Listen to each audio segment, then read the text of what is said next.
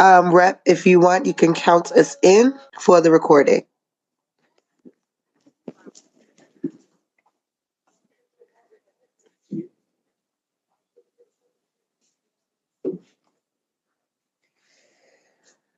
Okay, what's up, everybody? And thank y'all for coming out to another one of the DOC's Duel of Concepts, many presentations slash debates. Today we have a special one. I have my co-host, Kiss Happiness in Box One from the Debate That Cause Society. Again, that is the Debate That Cause Society. You can find her on YouTube where she also does debates and great things over there. Today, though, we will be doing a debate on the Hyksos Israelites. And you know, over here at the DOC, the Dual of Concepts, we love to dialogue, encouraging bold analysis through expression. So we have both gentlemen here to speak to the history of these ancient peoples. And one of the things that is very important, because been seeing a lot of why does this matter and this, that, and the third. Does it matter about, does the Hyksos really change the price of eggs? No. But history matters nonetheless, just for everyone who is confused on why we love to talk about all of this melanated history that has absolutely nothing to do with slavery. So, with that being said, again, I'm going to pass it over to the good girl, Kiss Happiness, to see if she has anything to say about the greatness of the Debate That Cause Society. Over to you, Kiss Happiness. What's up, everybody? Thank y'all for coming and tuning in to this wonderful collaboration with DOC, Dual of Concepts.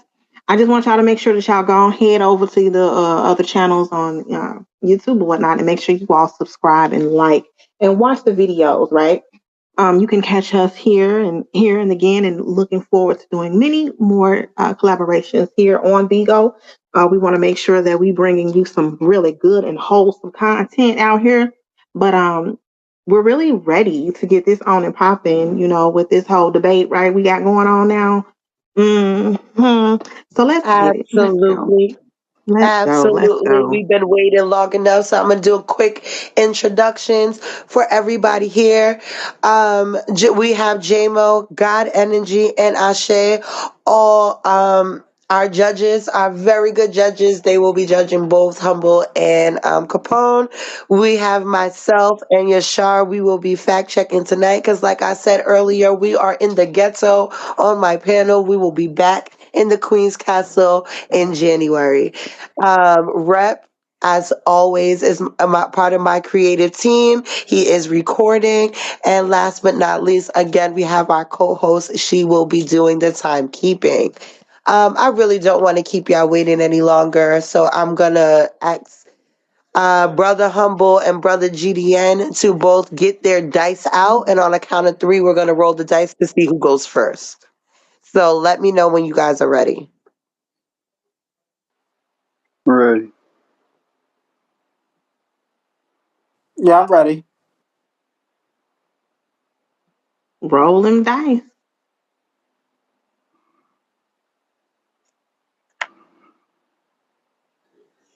All right, GDN, you going first or second? What you doing? I'm going second. I'm gonna let Humble go first because I was late. I'll give him the opportunity to go first. I bet. So, with Wow. that being said, I'm going to give it over to Kiss, and she's going to let you know when she's ready, and she's going to count Humble in, and we're going to just start. All right. So we got our opening statement from you, Humble, and that will be 5 minutes. Whenever you start talking, I'll give you time to, if you're going to make a presentation on the screen, I'll give you time to pull it up. But whenever you start talking, I am going to press start, and you will receive a 1 minute warning when you got 60 seconds left. All right, and our opening is running into our first round, correct? That's 5 minutes. That's what I You was have five just minutes going to for our say. opening statement. Your opening All statement. right, all right. Can y'all see my screen? Yes, sir. All right. Blessing everybody. I appreciate everybody for coming. I appreciate my opponent for coming. Today, I will be representing. I will be making the claim that the Hyksos from antiquity are not the Jews or the Israelites from the biblical narrative. I will base my claim off of archaeological and historical evidence, as well as religious differences that support this dissertation. The Hyksos were rulers in Egypt, not slaves.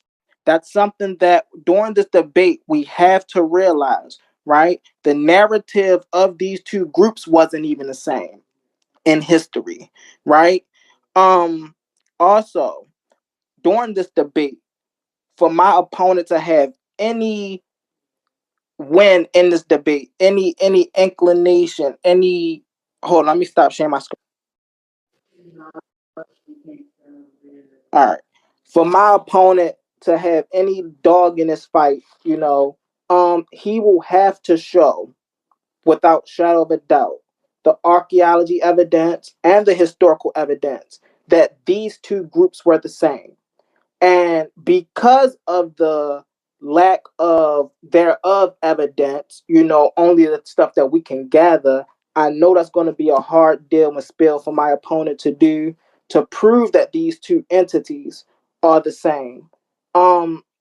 So during this debate, I want us to remember a couple of things, right? Not only are these two narratives, one being the slaves and one being a king or a ruler, I also want us to keep in mind that these two regions that these two people are from are not the same.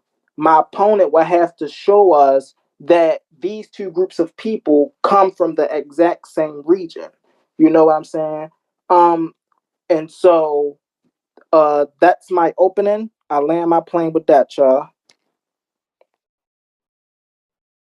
All right, you have 2 minutes, 45 seconds left on the clock. Capone, if you are ready, you got 5 minutes for your opening statement. All right. First and foremost, all praise to the Most High, Hayah, Bayashim Messiah, Hamashiach, Wakadash. Shalom, everybody. Today, I will be proving are the Hyksos of antiquity, the biblical Israelites of the Bible, right? Today I'll be proving this, showing linguistics evidence, archaeological evidence, and also scholarly evidence. So I have assertions from scholars from their works that they put in studying our African culture and what was going on in the second intermediate period of the Hyksos rule. Also, I will be tying all those things together with the Bible because in order to go through these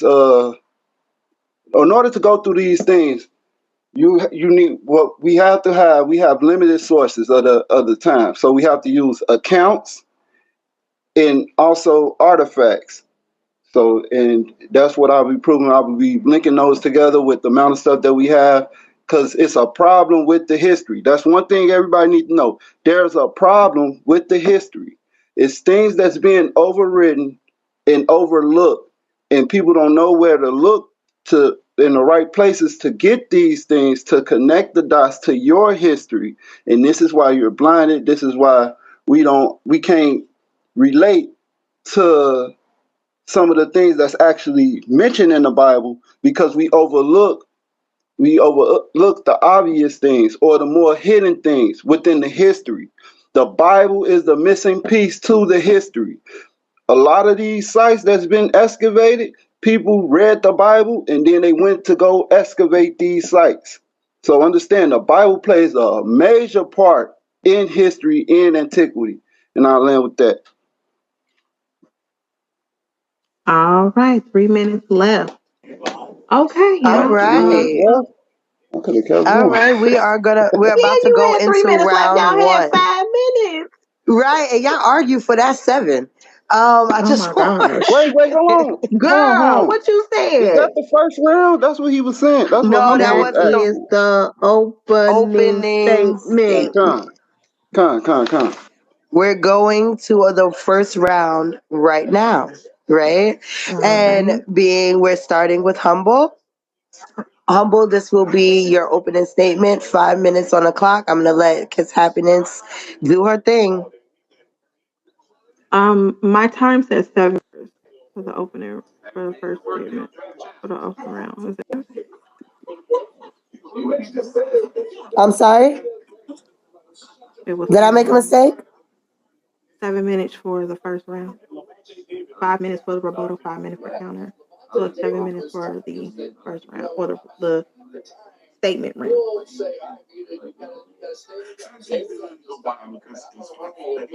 Y'all ready?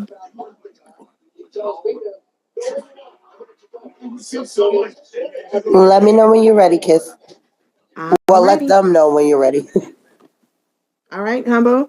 All Whenever you right. start talking, I will push this timer. All right. This is my first round. I'm ready now, sister. This is my first round, and I'm going to begin by talking about the Hyksos history, right? That was a major question that was asked. Who are the Hyksos? Or what are the Hyksos? So we're going to dive into that first. According to Hyksos archaeologist Melfer Bitek, right, the Hyksos likely originated from the northern Levant region instead of the southern Levant, particularly areas around Babylos, Ugarit, Akala, and Talbat. The Hyksos were a mixed Semitic and Asian descent. In his book, Avaris, the Capital of the Hyksos, Blake's research highlights several key points. First point, archaeological evidence. His excavation at Tel El Abada reveals the archaeological cultural parallels between the Hyksos capital Avaris and the Northern Levant sites. These include similarities in temple architecture and burial practices. Cultural connections. The religious practices of the Hyksos show strong influences from the Northern Levant, suggesting that these regions as their spiritual homes. Historical context. Blake's works is part of a broader project aiming to understand the origins and impacts of the Hyksos in Egypt, using archaeological and scientific methods to explore their cultural integration and legacy. The name Hyksos comes from the Egyptian term Hakakasut, which means rulers of foreign lands. The Egyptians used this term to describe specifically the foreign rulers who established control over the parts of Egypt during the 15th dynasty, from 1640 to 1550 BCE. Josephus, who some would call a Jewish/Greek historian from the first century, misinterpreted this name as shepherd kings or captive shepherds. Hyksos is the Greek version of this name. The Hyksos are not an ethnic group, as I've been saying earlier, but a ruling class in Egyptian society, right? So, cultural differences, right? The Hyksos were a mixed, complex ruling class rather than a single ethnic group, primarily composed of Semitic speaking people from the northern Levant. They integrated into Egypt's society while adapting many local customs, including religious practices and administrative structures. They maintain their distinct identity through titles like the Hikakasut and preserve some Levantine traditions, such as their pantheons of gods. In contrast, the Israelites retained a separate culture, identifying identity centered on Yahweh worship, emphasizing a distinct religious practice and social structure that set them apart from both the Egyptians and the Hyksos. This comes from the Smithsonian analysis. This is what the Smithsonian say. Chemical analysis of skeletons at Avaris suggests the Hyksos dynasty emerged from an immigrant uprising rather than an invasion, with northern Levantine immigrants settling in Egypt centuries earlier.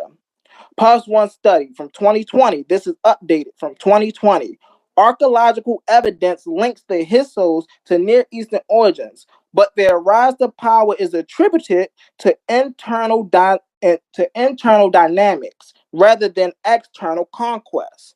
The Britannica.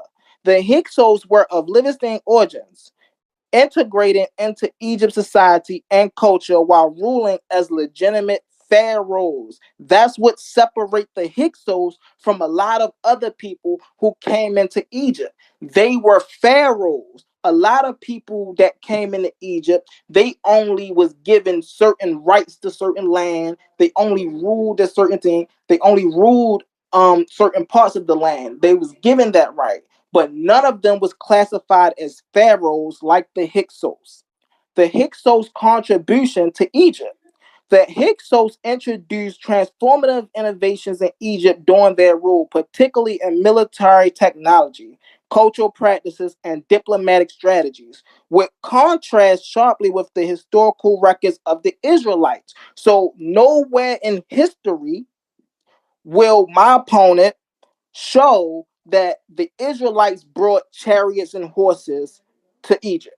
It's not there. Only the Hyksos did this. This is how we know who these people are. This is how we know how to identify these people. Military advancements. The Hyksos revolutionized Egyptian warfare by introducing horse-down chariots, composite bows, and bronze weaponry. These advancements enhanced mobility, firepower, battlefield efficiency, and noted by archaeologists at Tel Aviv, where horses, burials, and chariots remains were discovered.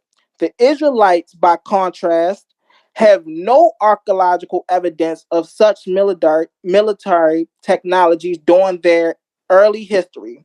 Their warfare relied more on infantry tactics and guerrilla strategies as described in biblical accounts. So they didn't even run their military operations the same. Technological and cultural contributions. The Hyksos introduced the Hyksos introduced metallurgy and improving tools and weaponry as vertical looms and advanced the linen products. They also brought new breeds of crops and animals, enriching Egypt's agriculture. In contrast, the Israelites were primarily pastoralists and agrarian, with no evidence of sufficient technological innovations during this period. So they didn't even have no technological innovations during this period.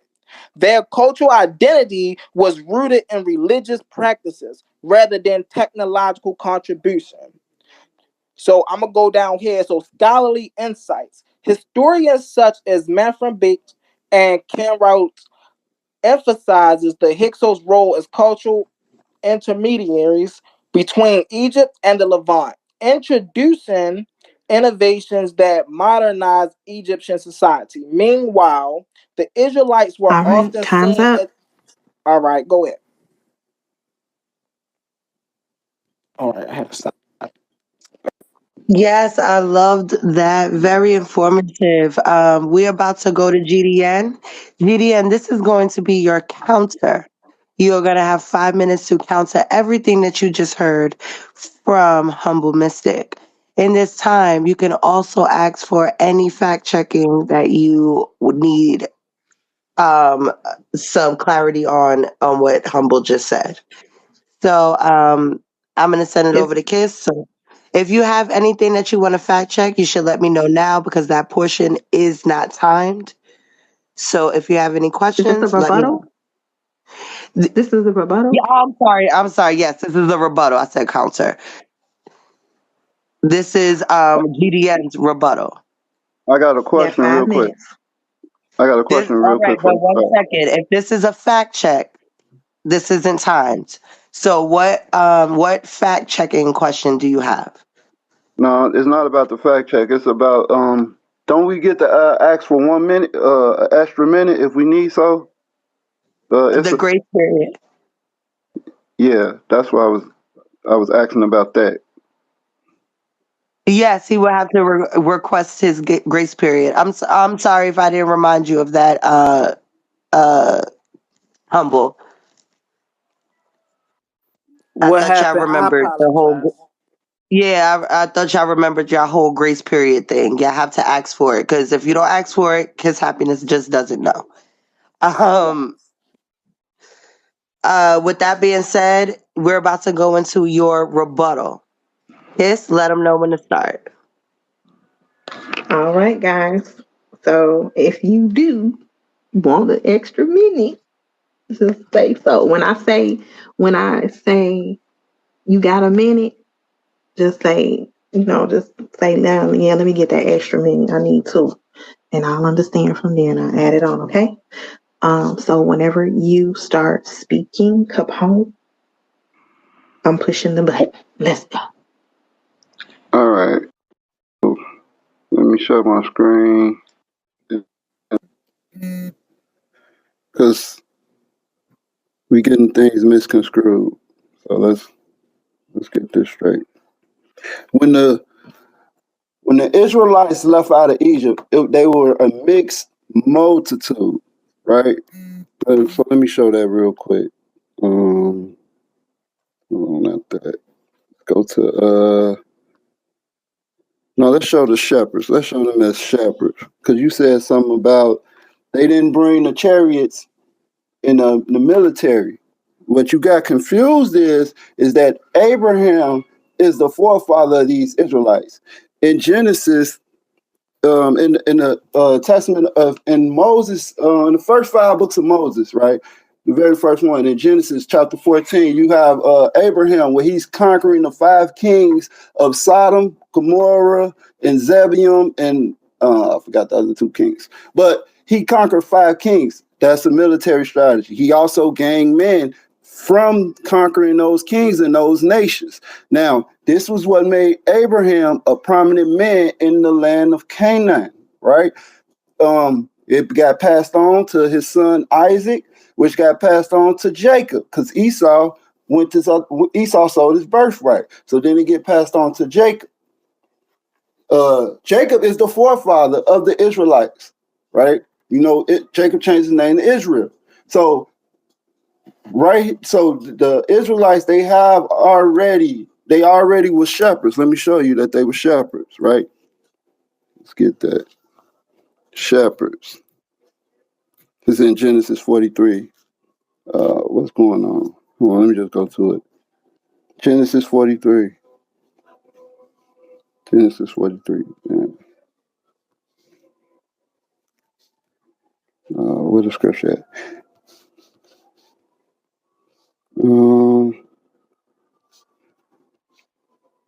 Is it right here? So when Joseph is talking to the Pharaoh, he tells his brother right here. He say, the men are shepherds. Hold on. Where is it at? In the wagons. Oh Lord. Right here. They came with a flock. Look what Joseph said. Look. Let's go right here.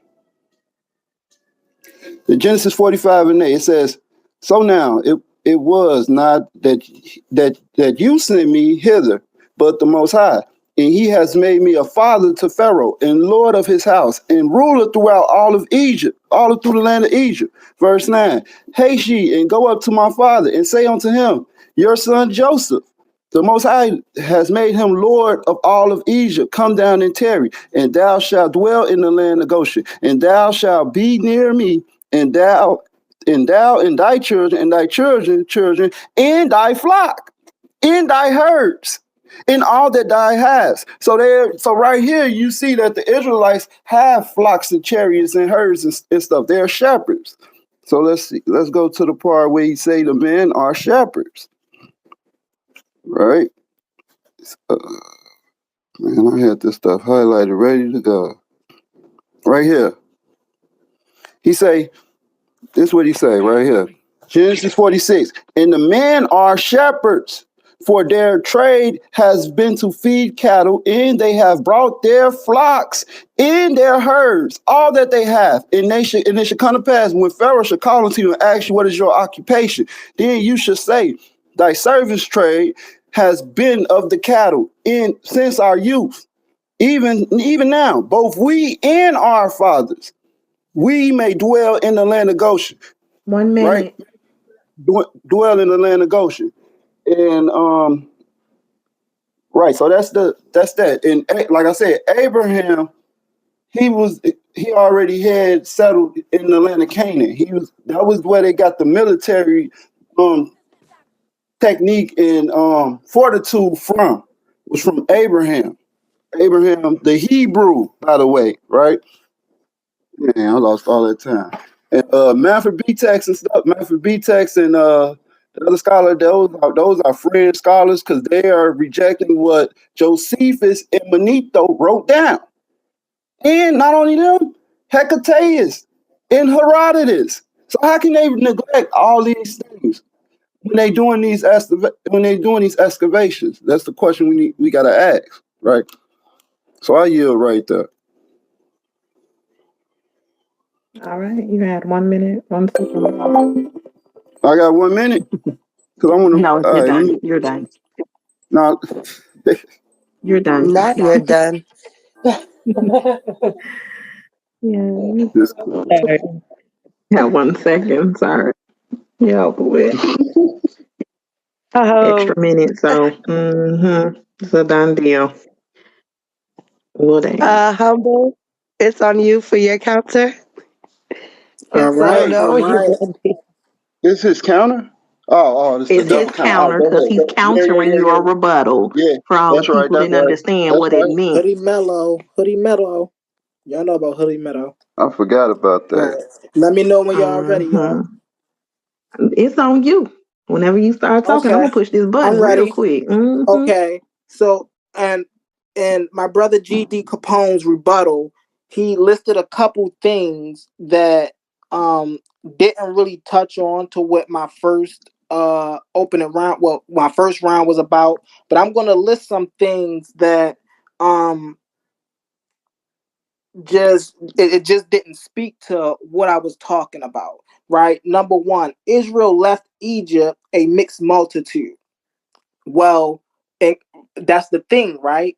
When Israel came to Egypt, they were one people, but they left a mixed multitude. The Hyksos came in a mixed multitude. You see what I'm saying? They didn't leave a mixed multitude, they came in a mixed multitude, right? He quoted Genesis chapter 14. And I think it was about, Abraham conquering the 5 militaries. Nothing in Genesis was talking about Abraham riding a chariot. There was no mention of a chariot in Genesis 14 at all, right? Also, I did mention in my first round that the Israelites used guerrilla tactics, right? And he even further proved my point when he said that when he was talking about them conquering other lands, right? How did they conquer? They went in and took over. That's guerrilla tactic. That's not integration tactic. That's not the integration tactic that the Hyksos use. So even there, he proved my point that the Israelites and the Hyksos used completely different military strategies. Because if they were the same, then why didn't the Hyksos use guerrilla tactics? You see what I'm saying? Now he talked about Jacob. And I don't even want to talk about Jacob because I don't even, I think it was because of the land of Israel, in the land of Canaan.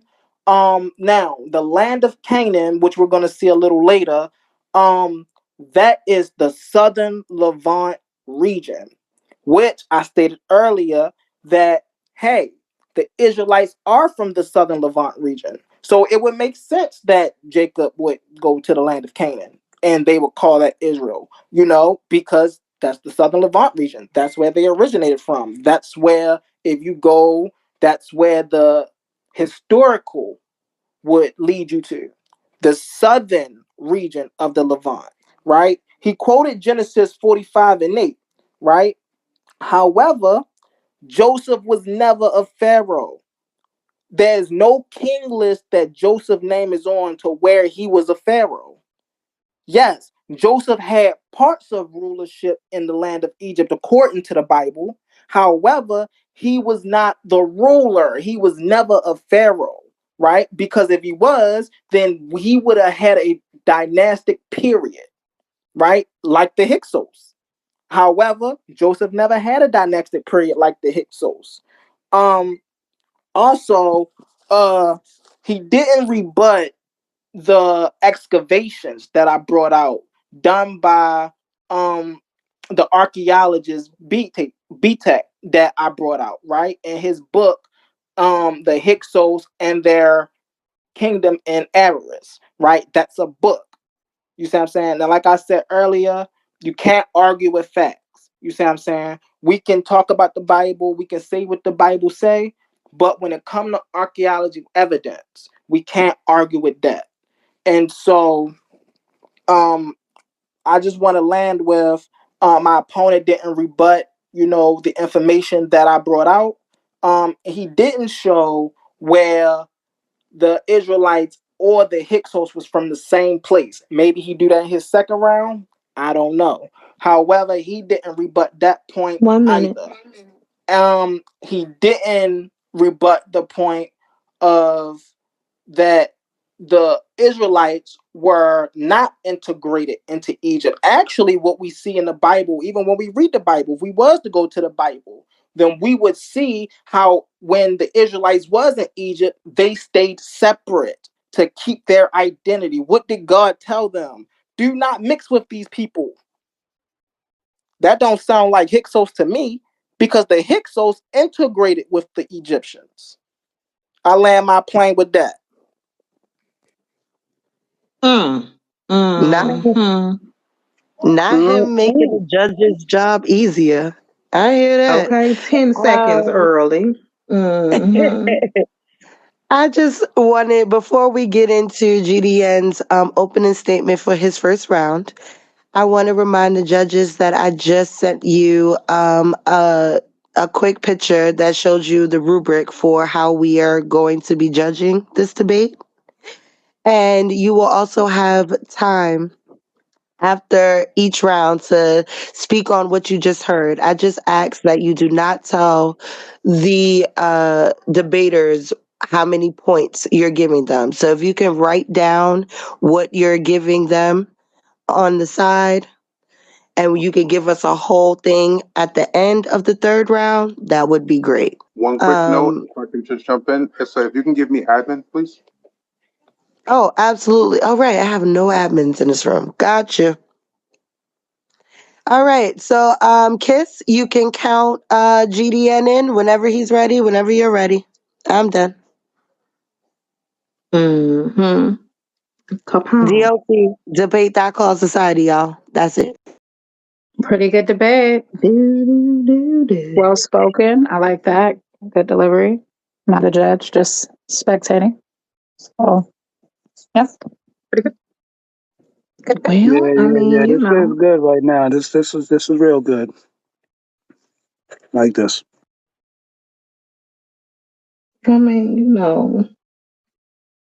we're just here for it, right? We want to really get this information brought out Okay, all right. by these two brothers. You ready? You got 7 minutes. Okay. Let me share my screen real quick. Oh, Thank you. go to the. When you start talking, I'm gonna push a button. Push the goddamn button. And you're gonna have your 7 minutes to start with this opening statement of yours, providing us with all this information that the Hyksos, the Israelites, come on with it. Because we're here for it and we've been here for it. Oh, wow. Okay. Okay. Yeah, ready. So all the Hyksos, the biblical Israelites, right? So first thing we have to understand who are the Israelites and who are the Hyksos according to secular information, right? So let's go secular sources. So this is from the Encyclopedia Britannica, and it says, Israelite is a descendant of the Hebrew patriarch Jacob, who changed his name to Israel at the night after an all-night fight at Penuel near the stream of Jabbok in Genesis 32, verse 28. In early history, the Israelites were simply members of the 12 tribes of Israel. After 930 BCE, the establishment of the two independent Hebrew kingdoms in Palestine and the 10 northern tribes consulting in the kingdom of Israel were known as Israelites to distinguish them from the southern kingdom of Judah. Right, the kingdom of Israel and the kingdom of Judah. That's the northern kingdom and the southern kingdom, but that's much later on. Right, I'm just reading what it says here. So then it says, I'm gonna go over to what the Hyksos. Right, Hyksos. The Hyksos dynasty is a Palestinian origin that ruled in northern Egypt as the 15th dynasty in 1630 to 1530 BCE. In the second intermediate period of Kemet, or ancient Egypt.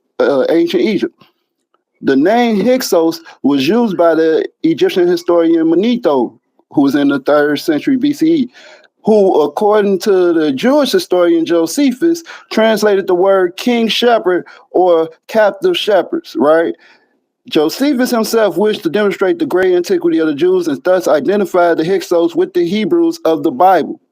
See, it say he identified them, right? So Josephus made the claim, and it says the Hyksos was in fact probably the Egyptian term for rulers of foreign lands, right? And then it says, and it is almost certain and designated to the foreign dynasties rather than the ethnic group.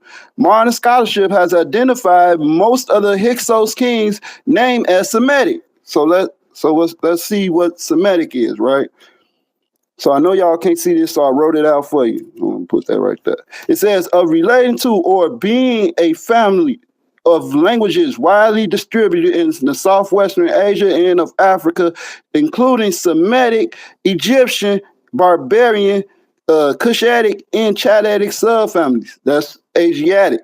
So, because in some places they're gonna say that they Semitic, they're gonna say that they was Asiatic. So that's Afro-Asiatic for you. So here we go. Asiatic more. So it says, in the context of ancient Egypt, the borders of Egypt in the continent of Africa to the east, but only of Western Asia, or what we now know as the Middle East, or the Levant area, or the land of Canaan, the land of Israel.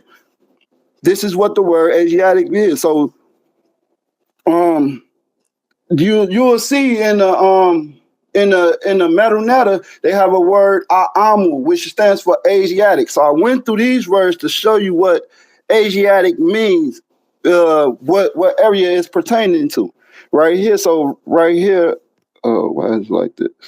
It says the Hyksos personnel names indicate that they spoke Western Semitic language. It may be called, for convenience, the Canaanites. So it says for convenience they can be called the Canaanites. Why? Because they come from the land of Canaan. It says, do I need to read this? So this is somebody of the retinue. So the retinue is also pertaining to the land of Canaan. So let's go over. Let's see what else we got. Bam. Semitic people. The Semitic people is a term of the ethnic cultural group associated with people of the Middle East, Arabs, and Jews, and Akkadians and Phoenicians. The term Semitic comes from the biblical Shem, right? We got that. So right here it says, this is also in the Encyclopedia of Britannica. The name Hebrew can be related to a semi-nomadic Habaru people who are recorded in Egyptian inscriptions of the 13th and the 12th century BCE as having settled in Egypt. The only people we know that came from Egypt that settled there were the Hyksos. Bam. So let's go to Josephus, because you mentioned Josephus, so I got some of Josephus' works right here. It says, and this is what Josephus says himself. It says, now that some of the writers have omitted to mention our nation, talking about the Jews, not because they knew nothing of us, but because they envied us, or for some other unjustifiable reason. I think that I can demonstrate by particular instances for Hieronymus, who wrote the history of Alexander's successors, successors. He lived at the same time as Hecatus. Now it is plain that Hecatus wrote an entire book concerning us. Hecatus, he was a Greek historian. He wrote a whole book about the Jews. That's what he's saying. While Hieronymus never mentioned us in history, although he was bred up very near to the places where we live. While one thought we deserve to be carefully remembered, as some ill-disposed passion blinded the other's minds so entirely that he could not discern the truth. So this is from Flavius Josephus Flavius Josephus against Apion, Book 1, Chapter 23.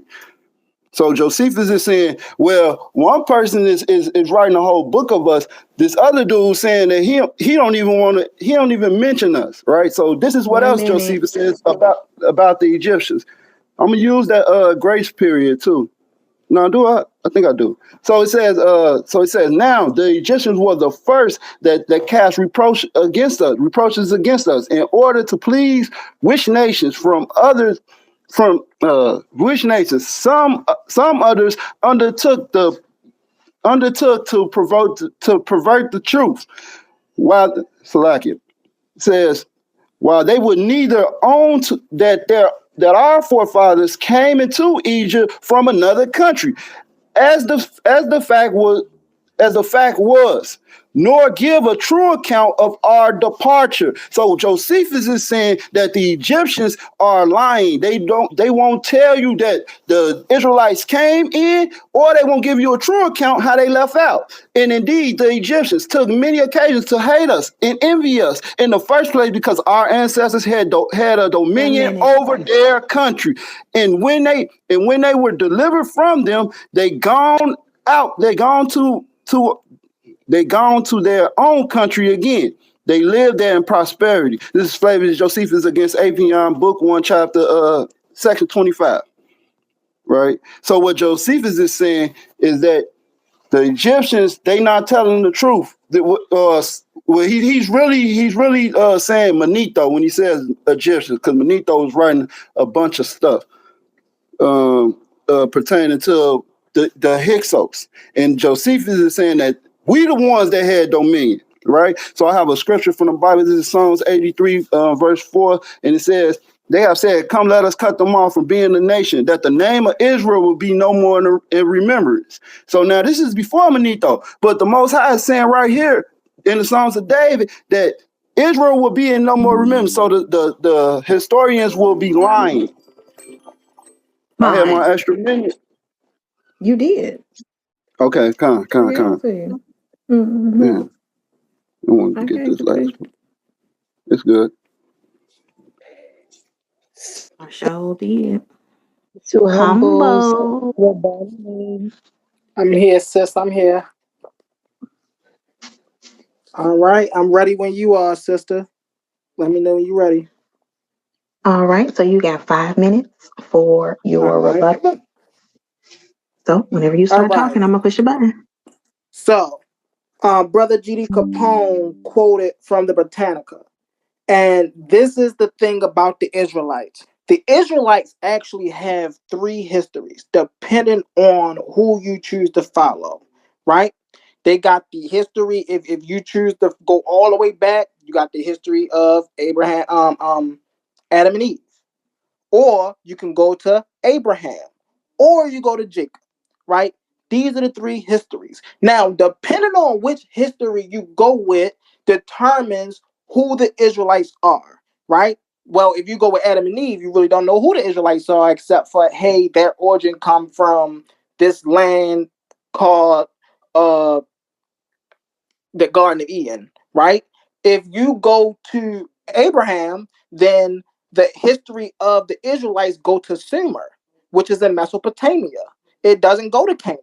The only time the history go to Canaan is if you follow Jacob's history, if you stop right there at Jacob. But if you go before Jacob, which we all know Jacob had a father, right? His forefathers come from Sumer. They didn't originally come from the land of Canaan. So that's right there. That dispelled that fact right there. He talked about the kingdom of Israel and Judah, right? Now, again, I talked about this in my first round, right? The Levant region, it's a region. It's not a place. It's not a small town. It's not a small city. It's a region that encompasses many different groups of people. In the Levant region, you do have Israel. You have the northern Israel and you have southern. But this is in the southern Levant region. This is not in the northern Levant region. The northern Levant region had different groups of people in them. The southern Levant region is what encompassed the kingdoms of Israel and the kingdoms of Judah. That dispelled that case right there. Also, he spoke about Manetho and Josephus. As I stated in my first round, this is why I said Josephus misquoted Manetho, because Manetho's definition for Hakakasu is the rulers of foreign lands. Josephus' definition is shepherd kings. Those are two definitions, two entirely different definitions, right? So what else did he say? He was speaking about being Semitic. I just want to share my screen. I'm going to bring this up a little bit in my second round as well. All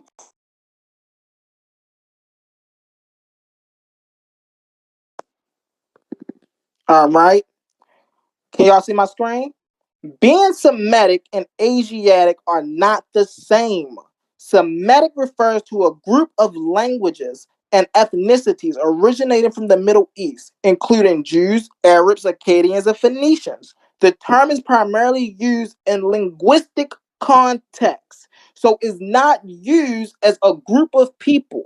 Semitic is not used to refer to as a group of people. It's used to refer to as the language as people spoke. Like Arabic and Hebrew, Asiatic generally refers to anything related to Asia or its people, while some Semitic people are from West Asia. Asiatic encompass a broader range of ethnicities. So even when you call a group of people of Asiatic, that does not mean all Asiatic people are the same, because there's a broad range of that. Thus, while there may be some geographical overlaps, the terms describe different cultural and linguistic groups.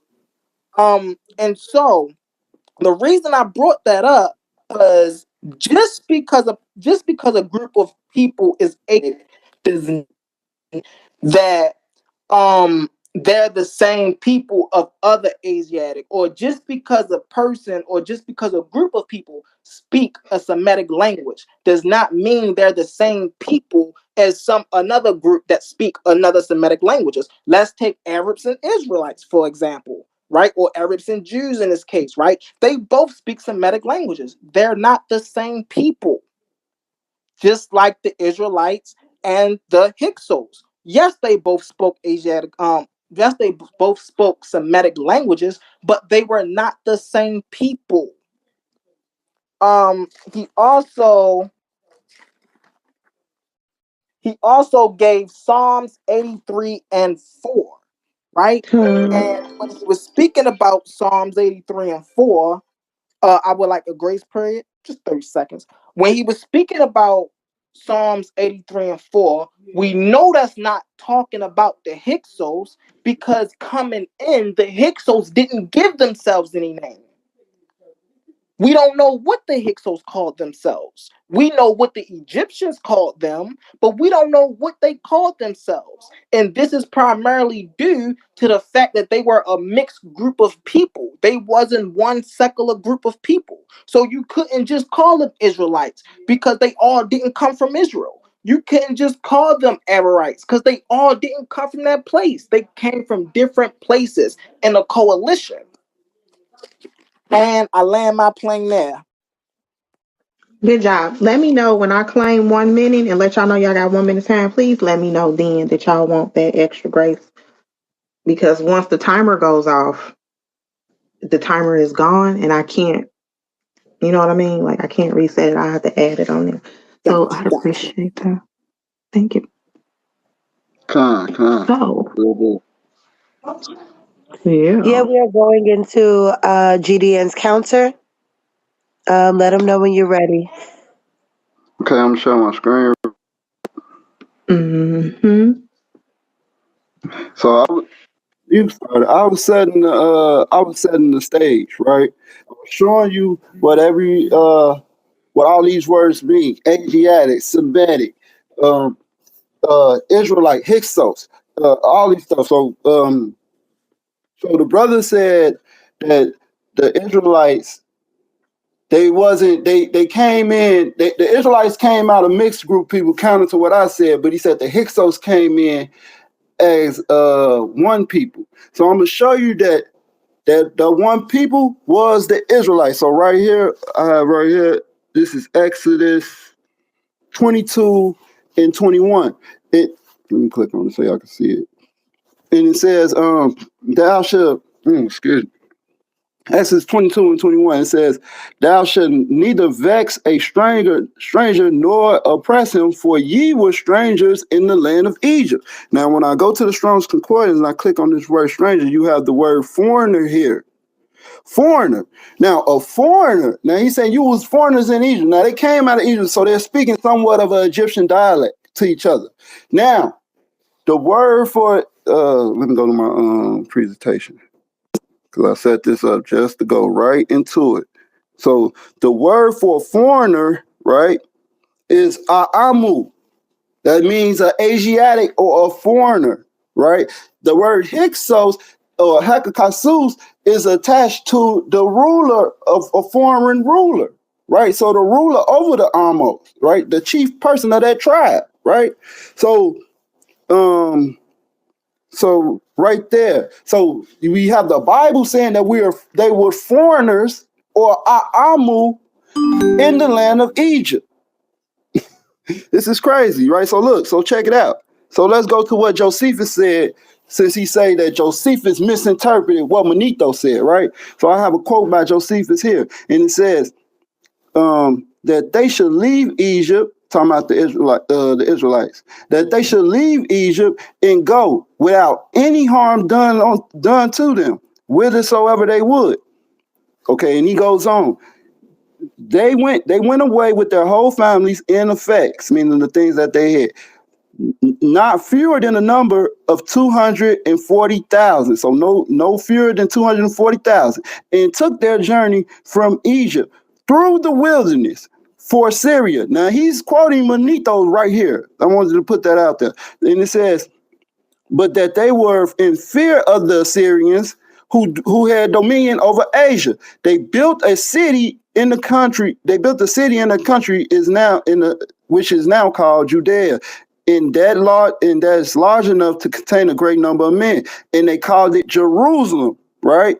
Now, Manetho, in another book of his. So this is another book. So this is not the same book. This is not the first book of Manetho. When Manetho wrote the history of Egypt, right? So he says in another book of Manetho, he says this, and it's in quote. It says that this nation is called shepherds, also, and were also captives in their sacred books. And this account of his is the truth. For the feeding of the sheep was the employment of our, now this is Josephus right here. For the feeding of the sheep was the employment of our forefathers in most ancient ages, in as they led a wandering life in feeding sheep. So they was like nomads, wanderers, being shepherds, foreigners, right? Feeding sheep, strangers in Egypt, they were called shepherds. Nor was it without reason that they were called captives by the Egyptians. It says so. He's telling you why the Egyptians called them captives. Since one of our ancestors, Joseph, told the king of Egypt that he was a captive, and afterwards he sent for his brothers into Egypt by the king's permission. So Josephus right here is putting everything in perspective. See, he didn't misinterpret nothing. In one place, Manetho called them foreign rulers. In another book, he called them captives kings or shepherd kings. And That's what Josephus is explaining here. So we have the word hekasus here. So you have the shepherd staff, which is the hek, that means a king. Then you have, and it makes a ha sound. Then you have the crook right here, and it makes the cliff, and it makes a K sound. And then you have this look like a crown, but it's really three mountain hills, which makes the kasus sound. So right here, I'm just going to read this real quick with that grace period. You can get the grace period, Cass. And it says the standard characters for Hyksos in the label for Abishai, right? Father, that means father is a gift. And that's actually a word in Hebrew. I can show that. Abishai, the Hyksos, in the tomb of Khnumhotep II in 1900 BC. It says the crook has the meaning of a ruler. The hill is a phonetic sound for a K or a Q, and the hill stands for the hill country. I just said all this. So, yeah, I think I'm done. All right here. So in this straight out of Israel right here, right? And let's see how they came in. It says, during the reign of Seseret II in 1890 BCE, parties of Western Asiatic foreigners visit the pharaohs with gifts are recorded in the tomb paintings of the 12th dynasty of the official Khnumhotep II. These foreigners, possibly Canaanites or nomads, because they came from the land of Canaan, so they'll call them Canaanites, are labeled as A'amu, including the leading men. So I just wanted to point that out right there. So, and it's a picture of them right here. So, bam. That was the time, right? That was your time. Come. So let me come Yes, down. that was your time. And I just want to reiterate for Kiss Happiness, when you say 1 minute left, say, I'm going to use that grace period then, so she can have time to set up her alarm. Just friendly reminder. Thank you very much. So Thank you very much. you're welcome, girl. Somebody heard you. Don't worry. With that being said, we're gonna go to that is the end of round one, and we're gonna go to the judges. And I'm gonna find you, humble, really quickly. Come out and share screen. We're going to the judges. Yeah, we're going to the judges, right? Just to remind the judges, please do not give out the score. Just a quick little synopsis of how you felt the round went, what you would like to see going further. Um, any critiques that you have. We're going to start with JMO. Okay. Both contestants are doing actually very Oh, well. humble, you got to mute. You got a lot going on in your background. Thank you, hon. Yeah, I'm not going to say too much. Both contestants are doing rather well. When it comes to getting the information out, but I'm going to save a lot of my questions for afterwards because I see some obvious things, but I'm just judging, so I don't got a dog in this fight. So I want to make sure I hear everybody out in its completion. But yeah, as far as the contestants go, they're doing very well. The way that the panel's being run, shout out to the hosts, everybody participating. It's all love. So keep up the good work. I'm seeing a lot of information coming out from both people. So I like that, and I'll end that there. Yeah, thank you. Thank you. I appreciate you. God Energy, we're going to you. Yeah, I think the brothers are definitely communicating well, and using a certain pedigree of information. So, that's always good for bringing different sources for people to learn from and become aware of. And I don't have no suggestions for moving forward because I think things are going great as they are. Perfect. Short and sweet. And Ashe, on you. I definitely appreciate the scholarship on both sides. I definitely I would it's kind of rushed on brother GD. It's kind of hard to. I feel like he's condensed a lot of the information. Trying to rushed around. I would really appreciate that brother would slow down so I can actually kind of get a grasp for a circle of what he's trying to say and put it for a circle. Um, But nonetheless, like I said, I appreciate the scholarship, and yeah, I'm gonna save a lot of what I got to say also for later on.